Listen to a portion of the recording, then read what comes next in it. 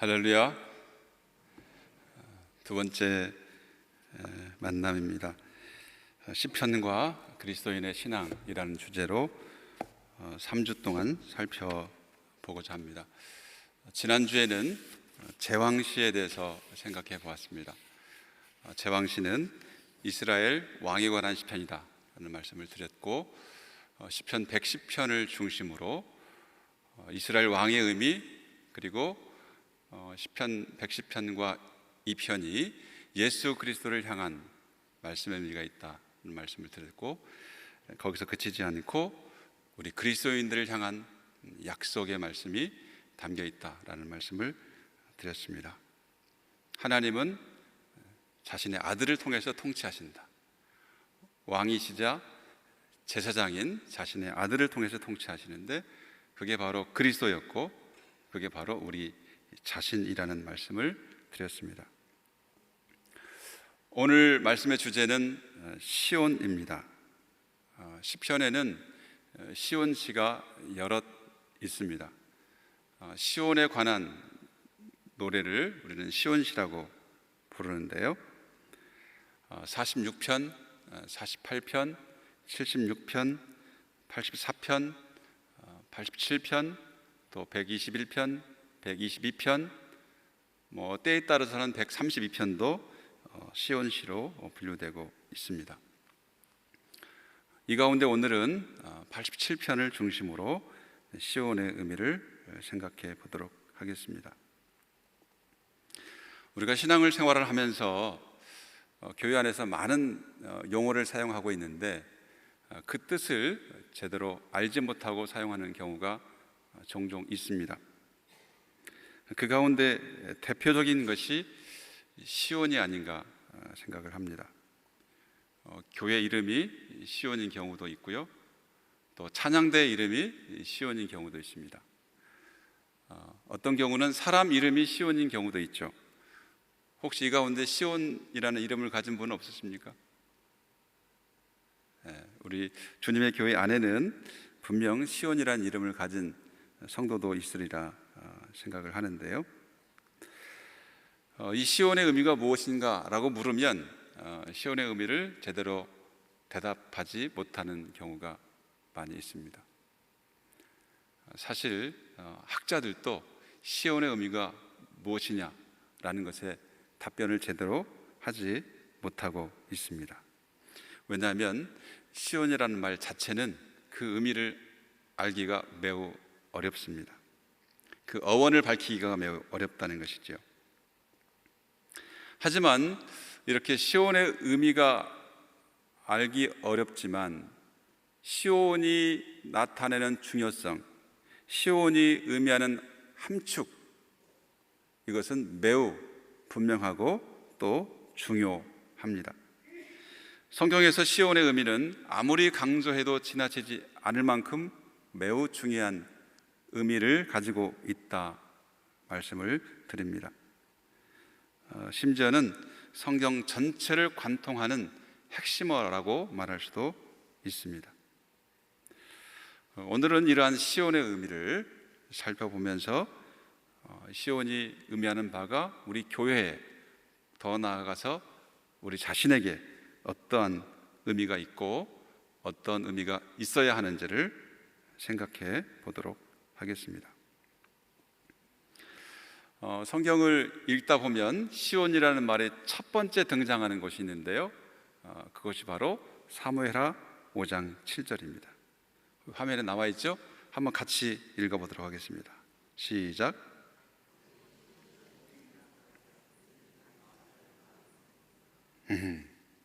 이 본문은 다윗이 시온 산성을 빼앗은 사실을 보도하고 있습니다. 다윗이 빼앗기까지는 시온 산성을 여부수족이 차지하고 있었습니다. 그러니까 여부족이 차지하고 있던 이 성을 빼앗아서 이 점령자의 이름인 다윗의 이름을 붙인 거죠. 오늘날 우리 세계적인 도시를 보면 사람의 이름으로 된 도시가 많죠. 우리나라는 세종시 정도밖에 없을 것 같고요, 나머지는 다 다양한 지역의 이름을 따서 만들어진 이름입니다. 그러나 예를 들면 알렉산드리아라는 도시는 알렉산더 대왕의 이름을 따서 만든 이름이지요. 제가 수년 전에 이 호주에서 지낸 적이 있었는데, 호주의 뭐 시드니라든지 멜번이라든지 애들레이드 이런 도시들은 알고 보니까 다 사람 이름이더라고요. 그 지역을 점령했던 사람들을 기념해서 붙여진 이름들이었습니다. 다윗성도 마찬가지죠. 시온 산성이었던 이름을 다윗성이라고 고쳐 부른 것입니다. 왜냐하면 그 전까지는 시온을 이스라엘이 차지하지 못했어요. 출애굽한 다음에 여호수아 시대 때도, 사사 시대 때도, 심지어는 사울 시대 때도 이 시온 산성은 이스라엘의 성이 아니었습니다. 저는 지난 6월 22일부터 7월 1일까지 9박 10일 동안 학생들을 인솔해서 성지 답사를 다녀왔습니다. 저를 포함해서 34명이 참가했었는데요. 코로나 팬데믹 상황 때문에 본래는 2월 달에 가도록 계획된 것이 연기되어 가지고 6월 달에 어렵게 다녀왔습니다. 여러 가지 과정이 어려웠던 만큼 참가한 사람들이 경험한 은혜와 감동은 매우 컸습니다. 이번 답사를 통해서 새롭게 깨달은 것이 많이 있지만 그 중에 하나가 바로 다윗이 왕이 된 뒤에 어떻게 여부수족이 차지하고 있던 이 시온 산성을 빼앗을 수 있었는가에 대한 분명한 해답을 얻을 수가 있었습니다. 시온 산성은 다윗의 고향 예루살렘으로부터 멀리 떨어지지 않은 곳에 위치한 성입니다. 약 8km 정도 떨어져 있습니다. 여러분들 하면 8km면 어느 정도 될까요? 서울 시내도 뭐 8km 이상이 되잖아요.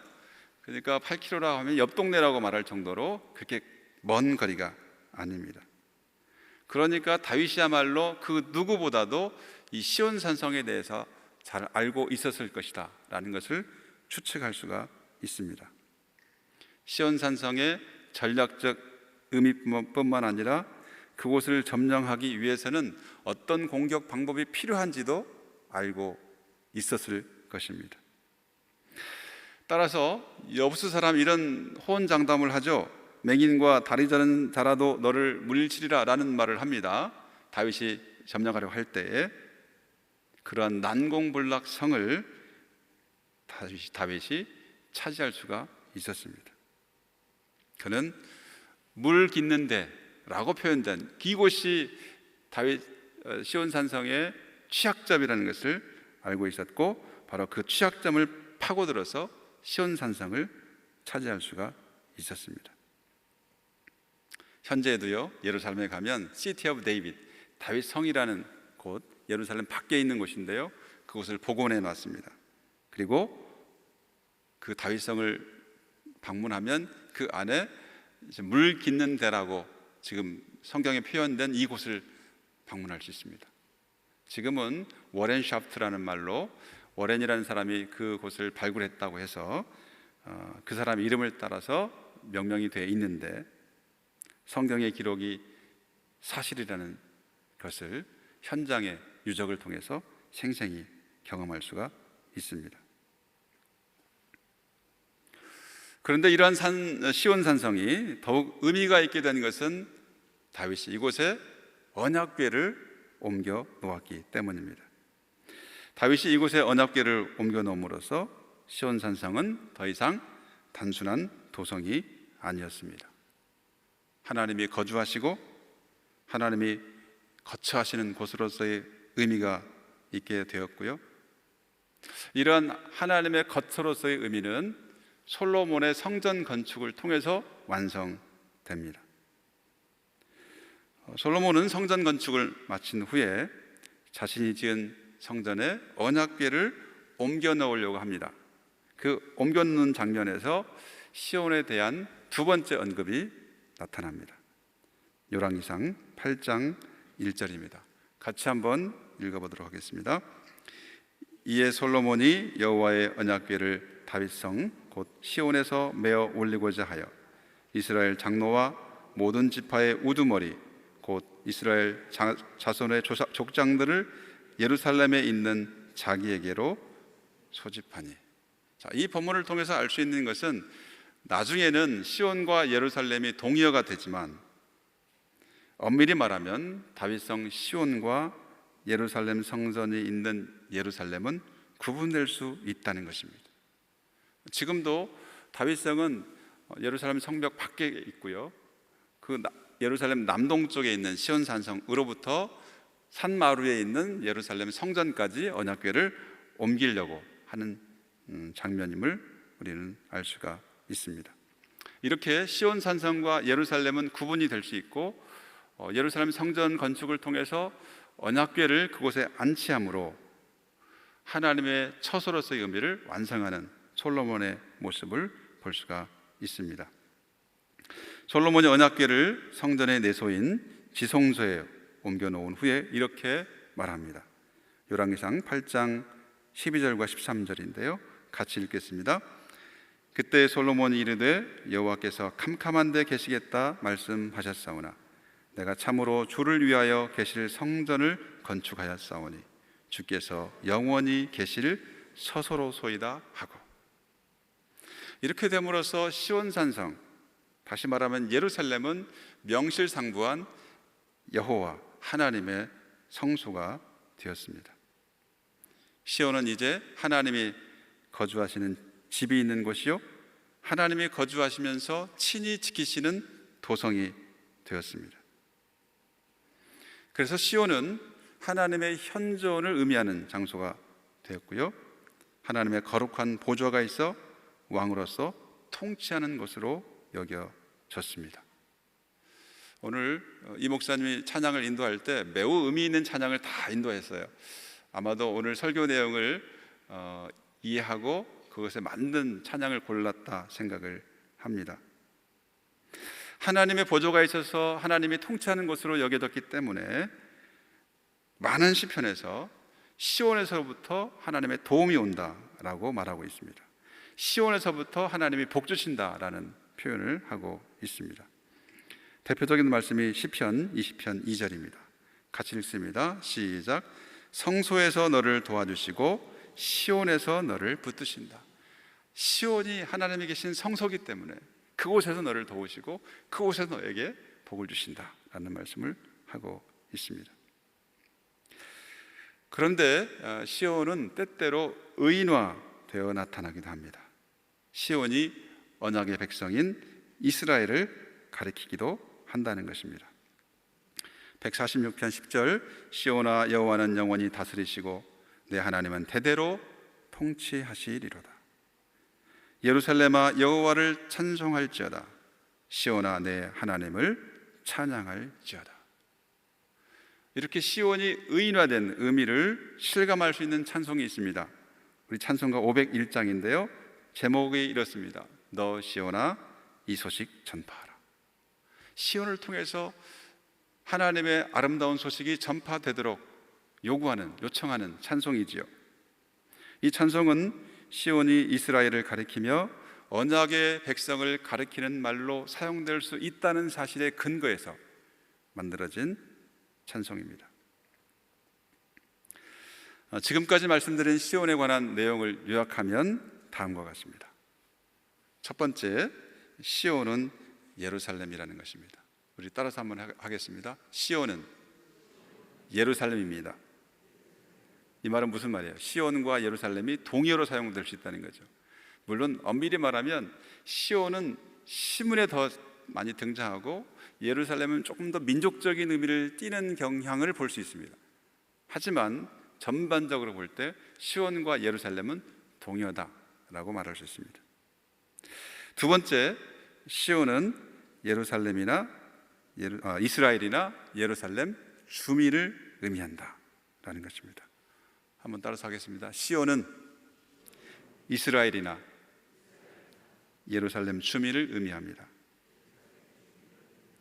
이것은 시온이 의인화될 수 있다는 사실을 말하고 있고, 시온이 하나님의 백성인 이스라엘을 나타내기도 하고 예루살렘에 사는 주민을 의미하기도 한다는 것입니다. 세 번째, 시온은 하나님이 계시는 성소를 의미합니다. 따라서 합니다. 시온은 하나님이 계시는 성소를 의미합니다. 하나님이 계시는 성소이기 때문에 하나님을 섬기는 장소가 되고 하나님을 만나는 장소가 되기도 하지요. 그런데 하나님이 계시는 성소로서의 시온은 두 가지 모습으로 나타납니다. 하나는 산의 의미로, 또 하나는 도성의 의미로 나타납니다. 시온이 하나님의 산이라는 것과 하나님의 도성이라는 사실입니다. 그래서 시온은 하나님의 산과 도성으로서 하나님이 거주하시며 지키시는 곳을 의미하게 되는 것입니다. 오늘 본문인 시편 87편은 하나님의 도성 시온의 의미가 어떻게 구체화되고 얼마나 확대될 수 있는지를 잘 보여주고 있습니다. 시편 87편은 구분해 보면 3년으로 구분할 수 있습니다. 1절로 3절, 4절로 6절, 그리고 7절입니다.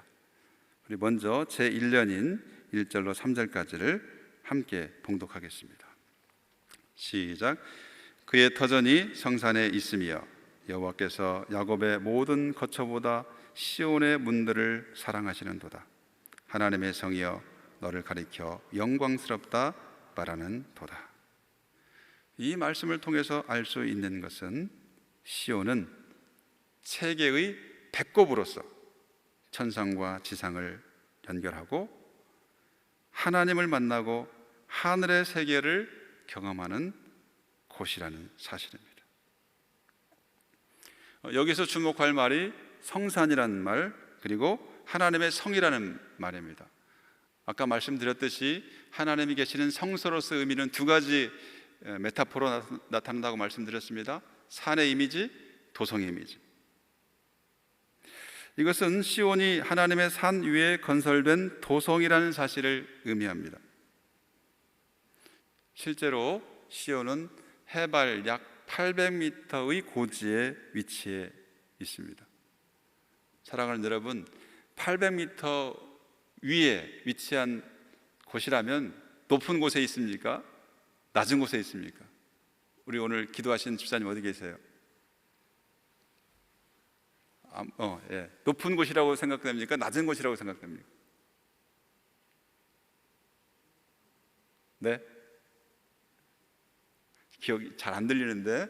자, 북한산이 어느 정도 될까요? 북한산 얼마요?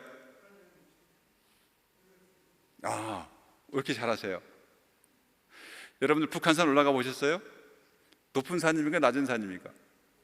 상당히 높아요. 여러분들 북한산 올라가려면 정말 힘들 거예요.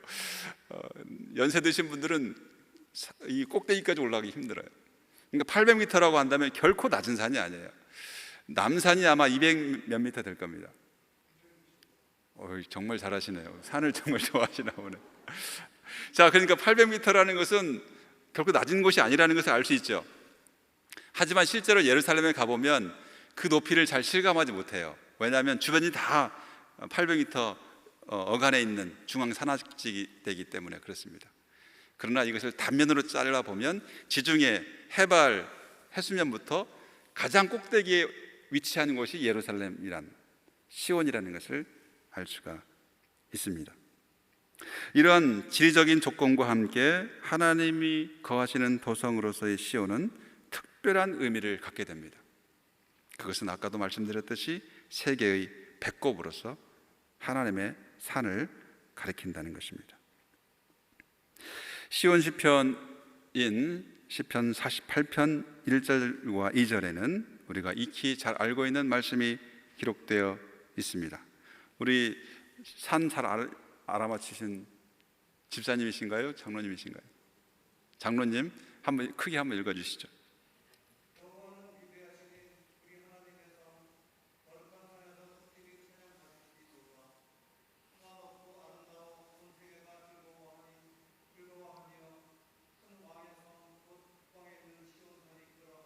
아멘. 아주 목소리도 좋으시고 감사합니다. 잘 읽어주셔서. 이 본문을 토대로 만들어진 찬양도 있죠. 뭐죠? 크신 주께 영광 돌리세. 하나님의 성에서 그의 거룩한 산에서 터가 높고 아름다워 온 세상의 기쁨. 저 북방에 있는 시온산 큰 왕의 성일세. 그 노래죠. 이 지금 48편을 기초로 만들어진 찬양입니다. 그런데 우리는 시온에 대한 이러한 진술에서 의문을 가질 수 있습니다. 시온이 터가 높고 아름답다고 말하지만 과연 온 세상이 즐거워할 만큼 높고 아름다운 곳인가 하는 의문을 가질 수 있습니다. 그런데 이어지는 말씀이 더욱 이해가 되지 않습니다. 그것은 큰 왕의 성, 곧 북방에 있는 시온산이라는 말입니다. 물론 예루살렘 남쪽에서 보면 시온산은 북방에 있는 산이라고 말할 수 있겠죠. 그러나 이스라엘 전체로 확대해 보면 시온산은 북방에 있기보다는 이스라엘 중심에 있는 산입니다. 그런데 왜 시편 48편에서는 시온이 북방에 있는 산이라고 노래할까요? 이것은 이 표현의 배경을 알아야 이해할 수 있습니다. 여기서 북방산이라고 옮긴 히브리 말은 차폰입니다. 이 차폰이라는 말은 두 가지 중요한 의미를 가지고 있는데, 하나는 북쪽, 북방이라는 방위 표시예요. 또 하나는 차폰이라는 산의 이름입니다. 그러니까 48편에서는 북방이라는 방위 표시라기보다는 차폰산이라고 이해하는 것이 훨씬 시편의 맥락에 맞는 이해입니다. 이것은 이스라엘 주변 나라에서 사용되던 신화적인 개념이 받아들여진 것이다 라고 말할 수 있습니다. 이 차폰산은 본래 지금의 레바논과 시리아 국경 지중해 연안에 있는 엘 아크라산을 가리킵니다. 과거에는 이 산을 카시우스 산이다 라고 불렀습니다. 높이는 약 1700m 정도의 산입니다. 800m 예루살렘에 비하면 배가 되는 높은 산이죠. 그러나 우리나라에도 1700보다 더 높은 한라산도 있고 백두산도 있고 그렇지 않습니까? 그런데 이 1700m의 높이를 자랑하는 카시우스 산 엘 아크라는 주변 지역에서는 볼 수 없는 높은 산입니다. 그래서 고대 시리아 가나안 문화권에서는 신들의 모임 장소로 알려져 있었습니다. 그러니까 이 산을 그리스에 비교해 보면 그리스의 올림포스 산과 같은 의미를 가지고 있는 산이었습니다. 아까도 성지답사 이야기를 했는데요. 지금까지 학생들을 인솔 하면서 성지답사를 여러 번 다녀올 기회가 있었는데, 제가 그리스 지역을 답사할 때는 반드시 가게 하는 두 가지 장소가 있습니다. 하나는 델피 신전이고 다른 하나는 올림포스 산입니다. 델피 신전은 여러분들 델피 신탁으로 잘 알고 있죠. 그곳은 그리스의 종교 문화를 매우 잘 경험할 수 있는 곳이고요. 올림푸스 산을 반드시 경험하게 하는 것은, 물론 그 산이 높기 때문에 실제로 올라가기는 어렵습니다. 하지만 그 산을 보게 하고 그 산의 의미를 분명하게 설명해 줍니다. 올림푸스 산은 데살로니카에서 아테네로 내려오다 보면 반드시 만나게 되는 산입니다. 2918m, 약 3000m의 높이를 자랑하는 산입니다. 그러니까 멀리서도 잘 보이겠죠. 우뚝 솟아 웅장한 산의 모습을 볼 수가 있습니다. 산 중턱에 구름이 걸려 있을 때면 꼭대기에 쌓여 있는 눈이 마치 천상에 있는 올림푸스 산의 모습을 보는 듯합니다. 이런 광경을 본 고대인들은 아마도 올림푸스 산은 땅이 아니라 하늘에 속한 산이라고 생각했을 것입니다. 그곳에 제우스를 비롯한 12신들이 모여서 거주한다고 생각했던 것이죠. 이러한 신들의 산으로서의 의미와 관념이 시편에서 예루살렘과 시온산에 적용된 것입니다. 이런 차폰산의 의미를 알 수 있는 본문이 있습니다. 이사야 14장 13절 14절입니다. 우리 장로님 한 번 더 읽어주시면 좋겠습니다.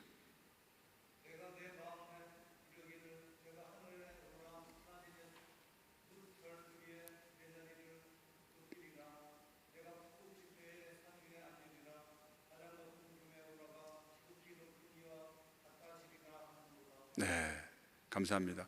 이 말은 바벨론 왕이 한 말을 인용한 거예요. 바벨론 왕이 이런 말을 합니다. 무별과 높은 구름 위와 같은 북극 지표의 산에 자신이 앉을 것이라는 거예요. 여기서 북극이라고 번역된 말이 차폰입니다. 그러니까 이것은 북쪽, 북방이라기보다는 바벨론 왕이 신들의 모임이 이루어지는 차폰산에 앉을 것이라고 말하고 있는 것입니다. 그것은 자신을 신들 중에 하나로 여기는 바벨론 왕의 교만을 엿볼 수 있는 언급입니다. 이렇게 신들의 모임이 이루어지는 차폰산의 의미와 개념이 적용된 곳이 시온산이었습니다. 하나님의 산이요 하나님의 도성으로서의 시온은 지형상의 높이가 800m에 불과하지만 의미상으로 보면 세계 어떤 곳보다도 높은 산으로 하나님의 영광과 아름다움을 나타내는 산이 되었습니다. 그래서 시온은 세계의 배꼽이요 세상과 우주의 중심으로 이해되는 것입니다. 예언자 이사야는 이사야 2장 2절에서 말일에 다음과 같은 일들이 나타날 것이라고 예언합니다. 같이 한번 읽겠습니다. 시작. 말일에 여호와의 전의 산이 모든 산 꼭대기에 굳게 설 것이요 모든 작은 산 위에 뛰어나리니 만방이 그리로 모여들 것이라. 말일이 되면 시온이 세계 가운데 가장 높은 산이 될 것이라고 말합니다. 모든 민족들이 그리로 몰려들게 될 것이라고 말씀합니다. 이렇게 시온이 세상에서 가장 높이 솟은 산이 되고 우주의 중심이 되기 때문에 시온은 천상과 지상이 만나는 곳의 의미를 가지게 되었습니다. 그래서 고대 이스라엘인들에게 시온에 올라가는 것은 지상에서 천상의 세계로 올라가는 것과 같았고, 시온에서 예배하는 것은 천상에서 하나님을 만나는 것과 같은 의미가 있었습니다. 히브리서 12장 22절로 24절은 이러한 시온의 의미를 잘 보여주고 있습니다. 히브리서 기자는 시온산이 하늘의 예루살렘이라고 말하면서 그곳에는 천만 천사와 하늘에 기록된 장자들의 모임과 교회와 만민의 심판자이신 하나님과 및 온전하게 된 의인의 영들이 있다고 말하고 있습니다. 사랑하는 성도 여러분, 오늘 예배하러 오신 여러분들은 하나님이 계신 천상에 오신 것과 같은 의미가 있습니다. 주님의 교회 예배당은 물리적으로는 그렇게 높은 곳에 위치하지 않지만 의미상으로는 세계 가운데 가장 높은 곳에 있는 곳이라는 사실을 깨달을 수 있기를 바랍니다. 이곳에서 예배할 때 여러분은 하나님을 만나는 체험을 하게 되고 하늘의 기쁨을 맛보게 됩니다. 또 다른 시온 시편인 시편 46편 1절로 7절은 다음과 같이 노래합니다. 하나님은 우리의 피난처시요 힘이시니 환난 중에 만날 큰 도움이시라. 그러므로 땅이 변하든지 산이 흔들려 바다 가운데 빠지든지 바닷물이 솟아나고 뛰놀든지 그것이 넘침으로 산이 흔들릴지라도 우리는 두려워하지 아니하리로다. 만군의 여호와께서 우리와 함께 하시니 야곱의 하나님은 우리의 피난처시로다. 코로나 때문에 교회에 나와 현장 예배를 드리기 어려운 시대가 되었지만 교회에 나오게 되면 하나님을 만나는 기쁨을 얻고 하나님의 보호와 능력을 경험하게 됩니다. 온라인으로 드리는 여러분도 이런 은혜가 함께 있어지기를 원합니다. 왜냐하면 하나님이 시온에 계셔서 피난처가 되시기 때문입니다.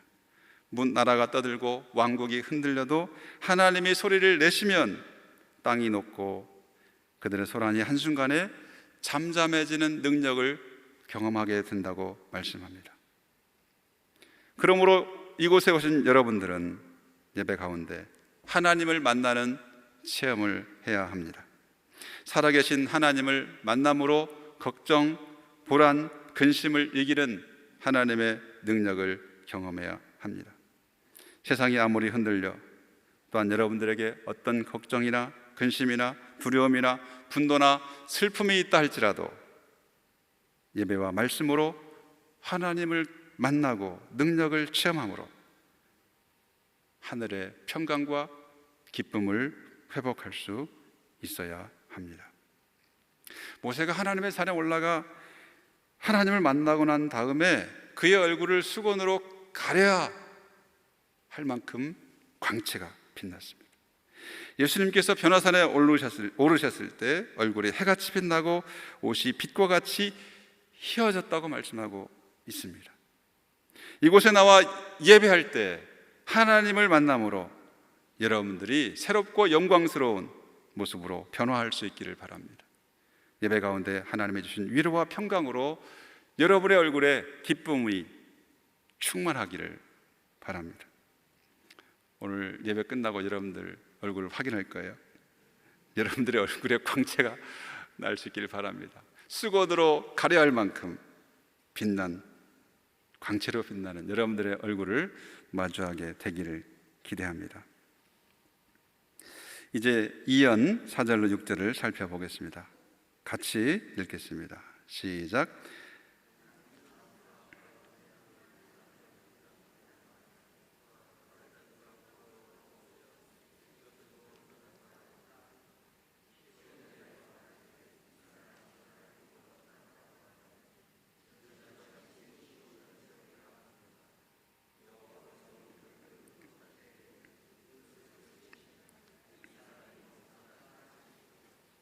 이 부분은 매우 놀라운 말씀을 하고 있어요.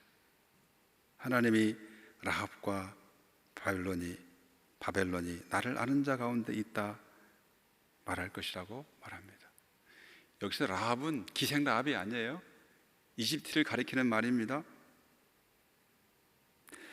라합과 바벨론뿐만 아니라 블레셋과 두로와 구스가 모두 시온에서 났다고 말할 것이라고 말합니다.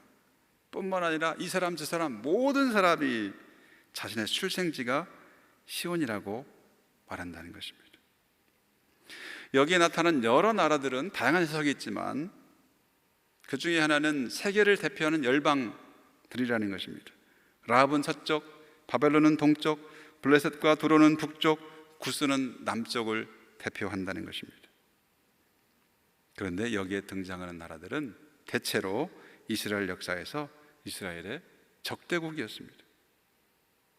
이와 같이 모든 나라들, 심지어 이스라엘의 적대국이었던 나라들도 모두 시온이 자신의 출생지요 고향이라고 말하게 될 것이라는 사실입니다. 이런 나라들의 출생지는 그들이 하나님의 생명책에 기록될 때 확인될 것입니다. 이것은 세계의 어머니로서의 시온의 모습을 보여주고 있습니다. 이러한 시온의 모습은 오늘날 교회의 모습을 보여줍니다. 교회는 세계의 어머니입니다. 교회는 하늘의 시민권자들을 낳는 모태의 역할을 하는 곳입니다. 교회는 예수님을 모르고 하나님과 상관없는 삶을 살았던 사람들이 예수님을 영접하고 거듭난 삶을 살 수 있게 하는 어머니와 같은 역할을 하는 곳입니다. 그래서 그들의 육체적 출생지가 어디 있는지 하나님의 생명책에 기록될 때에는 그들의 출생지가 시온, 곧 교회로 등록될 것입니다. 이 자리에 계신 여러분은 여러분들의 출생지가 고향이 본적이 어디이든지 하나님의 생명책에 기록될 때는 주님의 교회라고 적히게 될 것입니다. 교회의 존재 목적은 예수 그리스도의 복음 전파와 하나님 나라의 확장에 있습니다. 교회가 사명으로 감당하는 선교는 교회가 세상의 어머니 역할을 하는 곳임을 보여주는 것입니다.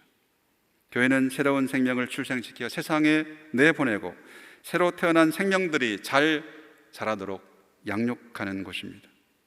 새로운 사람들로 거듭나게 할 뿐만 아니라 그들을 잘 기르고 훈련하는 곳이 교회입니다. 주님의 교회가 이러한 세계의 어머니 역할을 잘 감당하게 되기를 바랍니다.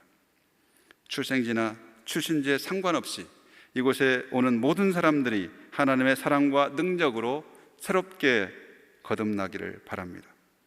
이곳에서 거듭난 사람들이 양육과 훈련을 통해 크게 성장하고 성숙할 수 있기를 바랍니다.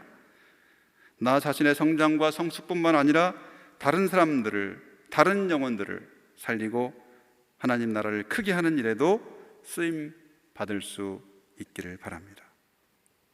그래서 수많은 사람들이 내가 태어난 곳이 주님의 교회다, 주님의 교회는 나의 영적 고향이다 라고 고백할 수 있기를 바랍니다. 마지막 3년입니다. 우리 7절 말씀 같이 읽겠습니다. 시작. 노래하는 자와 뛰어노는 자들이 말하기를 나의 모든 근원이 내게 있다 하리로다. 여러분들 시편을 읽을 때는 시편이 뭘 말하는지 이해하기가 어렵기 때문에 어려워요. 7절 말씀도 너무 뜬금없지 않아요? 이것은 축제의 한 장면을 보여줍니다.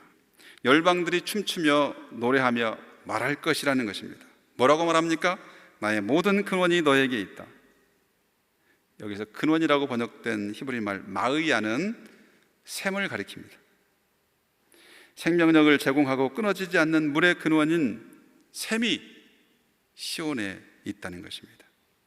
생명의 샘으로서 세계의 젖줄 역할을 하는 시온의 모습을 보여주고 있습니다. 이것은 시편 1편에서 시냇가에 심은 나무가 시절조차 과실을 맺으며 그 잎사귀가 마르지 아니함 같으니라는 말을 떠올리게 합니다. 나무가 시냇가에 있기 때문에 열매를 맺고 시들지 않는 것입니다. 생명력을 공급받기 때문에 나무가 생명력을 풍성하게 나타낼 수 있는 것입니다. 이것은 온 세상에 생명의 물줄기를 제공하는 에덴 동산의 4개의 강물줄기를 떠올리게 합니다. 아까 언급했던 이사야 2장 2절 다음 3절에서는 이렇게 말합니다. 많은 백성이 가며 이르기를 오라 우리가 여호와의 산에 오르며 야곱의 하나님의 전에 이르자 그가 그의 길을 우리에게 가르치실 것이라 우리가 그 길로 행하리라 하리니 이는 율법이 시온에서부터 나올 것이요 여호와의 말씀이 예루살렘에서부터 나올 것임이니라. 이 나온다는 말이 흘러나온다는 말을 표현할 수 있습니다. 마치 율법이 여호와의 말씀이 물이 흘러나오는 것처럼 시온에서 그리고 예루살렘에서 흘러나올 것이라는 것입니다. 사랑하는 성도 여러분, 우리의 근원이 시온에 있습니다. 우리의 출생지가 시온일 뿐만 아니라 시온은 우리에게 끊어지지 않는 생명수를 제공하는 곳입니다. 교회는 한 번 태어나는 것으로 그 의미를 다하지 않습니다. 교회는 이 땅에서 살아가는 동안 우리가 생명수를 공급받는 곳입니다. 교회는 내 영혼을 살리고 영혼의 목마름을 채우는 생명의 강이 흐르는 곳입니다. 우리는 교회에 나와 말씀으로 공급받고 예배를 통해 새로운 힘을 얻습니다. 시온에 나올 때 생명의 강을 경험할 수 있고 예배 때 선포되는 생명의 말씀으로 치유되고 새롭게 될 수 있습니다. 하나님의 말씀은 내 발의 등이요 내 길의 빛이니이다 라고 말씀하고 있습니다. 하나님의 말씀은 내 인생길에 등대요 인도자가 됩니다. 어디로 가야 할지 모를 때 나에게 방향을 제시하고 어둠 속에서 헤맬 때 빛으로 우리의 길을 밝혀줍니다. 또한 하나님의 말씀은 불이요 방망이가 됩니다. 예레미야 29장 23절에서는 여호와의 말씀이니라 내 말이 불같지 아니하냐 바위를 부스러뜨리는 방망이와 같지 아니하냐 말씀합니다. 하나님의 말씀은 우리의 잘못된 것을 태우고 고치는 정화제요 치료제가 된다는 말씀입니다. 하나님의 말씀으로 부정한 것들이 불태워지고 완고한 것들이 깨뜨려져야 합니다. 그래서 우리의 모습이 하나님의 원하시는 모습으로 바로 세워져야 합니다. 또한 하나님의 말씀은 만나와 같은 생명의 양식이 됩니다. 예수님께서 마귀의 시험을 물리치실 때 이렇게 말씀하셨잖아요. 사람이 떡으로만 살 것이 아니요 하나님의 입으로부터 나오는 모든 말씀으로 살 것이라 말씀했습니다. 우리에게는 일용할 양식도 필요하지만 더욱 중요한 것은 우리를 살리는 하나님의 말씀입니다. 왜냐하면 하나님의 말씀은 날마다 우리의 영혼을 살찌우고 우리에게 새로운 힘을 공급하는 능력과 에너지가 되기 때문입니다. 여러분이 주님의 교회에 나와서 이런 말씀의 은혜를 충만하게 경험할 수 있기를 바랍니다. 매번 나올 때마다 생명의 샘, 은혜의 강물에 흠뻑 적시어 메마르지 않는 삶을 살 수 있기를 바랍니다. 여러분에게 이러한 시온의 의미가 넘치기를 바랍니다. 또한 주님의 교회가 여러분에게 시온이 되기를 바랍니다. 세계의 배꼽으로서 하나님을 만나는 장소인 시온, 세계의 어머니로서 사람을 태어나게 하고 세우는 곳인 시온, 세계의 젖줄로서 생명의 양식을 공급하는 시온, 이러한 시온의 의미가 살아있는 주님의 교회가 되기를 바랍니다. 그런데 여기서 한 걸음 더 나가야 된다고 저는 생각합니다. 그것은 바로 내가 곧 시온이라는 것입니다. 시온에 약속된 것이 곧 하나님의 백성인 나에 대한 약속과 명령이라는 것입니다. 하나님을 만나는 세계의 배꼽으로서의 시온의 의미는 내 안에 하나님을 모시고 하나님의 거하시는 곳으로서의 역할을 감당해야 된다는 사실입니다. 사람을 태어나게 하고 살리는 세계의 어머니로서의 시온의 의미는 내가 선교의 도구가 되어야 하며 사람들을 살리고 세우는 영적 어머니 역할을 해야 한다는 사실을 의미합니다. 마지막으로 세계의 젖줄로서의 시온의 의미는 나를 통해서 하나님의 말씀이 전달되어야 하고 많은 사람이 생명의 양식을 공급받을 수 있어야 한다는 말이 되기도 한다는 것입니다. 그러므로 사랑하는 성도 여러분, 시온이 교회이지만 동시에 내가 곧 시온임을 기억하시기 바랍니다. 여러분이 성경에서 시온을 만날 때마다 교회를 떠올리고 나를 떠올릴 수 있기를 바랍니다. 교회가 감당해야 될 사명이 곧 나의 사명임을 잊지 마시기 바랍니다. 이것은 하나님이 나를 얼마나 사랑하시는가를 보여주는 사실이라고 저는 생각합니다. 지난주에도 하나님이 우리 자녀들을 왕이요 제사장으로 삼으셔서 자신의 일을 이루고자 했듯이 하나님께서는 우리가 시온이 되어 시온이 감당해야 할 일을 하게 하신다는 것입니다. 부족한 나를 시온으로 삼으시고 시온의 사명을 감당하기를 원하신다는 사실을 깨닫고 시온에 나와 하나님을 경험할 뿐만 아니라 하나님이 함께 하시는 시온의 삶을 사는 저와 여러분 되시기를 주님의 이름으로 축원드립니다. 기도하겠습니다. 교회가 시온임을 깨닫게 하시니 감사합니다. 나 자신을 시온으로 부르신 하나님의 은혜를 경험하게 하시니 감사합니다. 시온을 통해서 하고자 하시는 하나님의 뜻을 온전히 이루어드리는 주님의 교회 우리 모두가 되게 하여 주시옵소서. 감사드리며 예수님의 이름으로 기도하옵나이다.